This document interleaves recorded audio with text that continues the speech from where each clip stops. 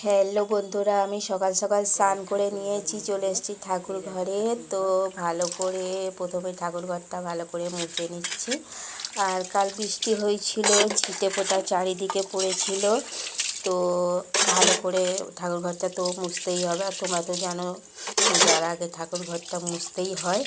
তো তারপর কলতলায় চলে এলাম।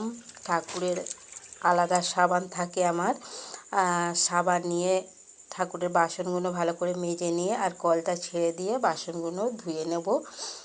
আর এটা টাইম কল, টাইমে জল আসে, 7টা 7:30টার মধ্যেই জল এসে যায়। তো এখন বাজে 7টা।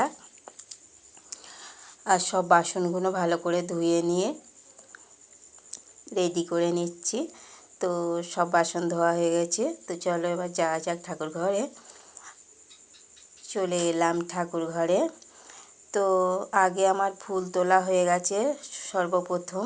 তো সেগুলোকে জলে ভালো করে ধুয়ে একটা কাঠের পাত্রে রেখে দিচ্ছি। আর এই কাঠের পাত্রটাই আমি ফুল রাখি, আর এটা আমি বড় কাছারি থেকে কিনেছিলাম।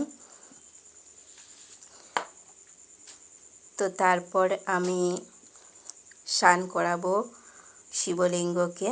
আর শিবলিঙ্গকে প্রত্যেক দিনই আমি পূজার আগে স্নান করাই, তারপরে পূজা করি। তারপরে স্নান করাবো আমার রাধাকৃষ্ণকে।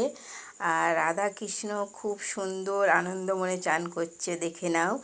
আর রাধাকৃষ্ণর মুখটাও ভালো করে দেখো, কি সুন্দর মিষ্টি মিষ্টি। তারপরে সব সাজিয়ে গুছিয়ে ধূপ প্রদীপ জেলে নির্মাল্য দিয়ে ভালো করে সব ঠাকুরকে ফুল দিয়ে সাজিয়ে পুজো করে নিলাম।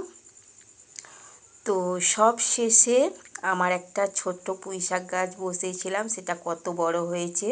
তো তাকে তো জল দিয়ে বাঁচিয়ে রাখতে হবে। তো 1 মগ জল দিয়ে দিলাম, আর এই দেখো কত বড় হয়েছে পুঁইশাক গাছটা।